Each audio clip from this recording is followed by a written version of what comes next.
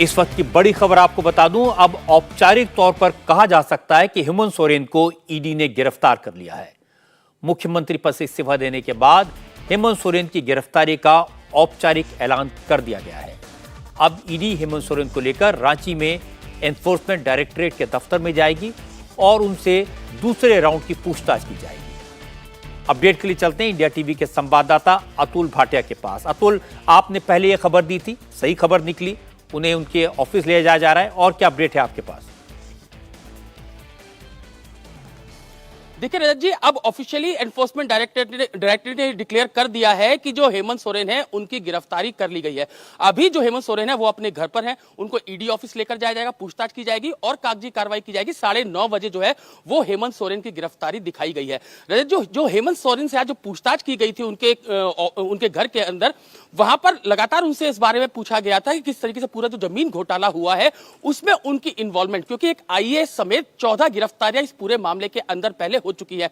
और ना सिर्फ जमीन घोटाला, इसके अलावा जो कोयला घोटाला है और खनन घोटाले में भी उनसे पूछताछ की गई थी। लेकिन जो हमें ईडी के टॉप सोर्सेज उनका ये कहना था कि जो हेमंत सोरेन है उनका ये कहना था कि वो राजभवन जाके पहले रिजाइन करना चाहते हैं, जिस तरीके से जो नए चीफ मिनिस्टर का अनाउंस वहां पर किया गया, उसके बाद वो राजभवन गए, उसके बाद वापस घर आते हैं। उस समय ईडी की टीम जो है वो उनके साथ रहती है, जबकि जो दूसरी टीम थी वो ईडी ऑफिस वापस पहुंचती है। तो अब वो घर पहुंचे हैं, उनकी गिरफ्तारी ऑफिशियली कर ली गई है, वहां भी उनसे पूछताछ की जा रही है और इसके बाद उन्हें ईडी ऑफिस लेकर जाया जाएगा। कुछ कपड़े और कुछ कागजात जो है वो जो जब्त किए गए हैं वो भी ईडी की टीम अपने साथ लेकर जाएगी। तो अब रांची का जो ईडी ऑफिस है वहां पर हेमंत सोरेन को लेकर जाया जाएगा, पूछताछ की जाएगी, सारी कागजी कार्रवाई की जाएगी और कल उन्हें रांची की ही अदालत में पेश किया जाएगा। अतुल, बहुत बहुत शुक्रिया आपका इस अपडेट के लिए। गिरफ्तारी कर ली गई है। हेमंत सोरेन की कुर्सी जानी थी, चली गई, गिरफ्तारी होनी थी, हो गई।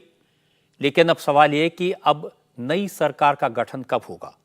गवर्नर चंपई सोरेन को मुख्यमंत्री पद की शपथ कब दिलाएंगे? इसको लेकर तमाम तरह की अटकलें हैं, तमाम तरह की चर्चाएं हैं।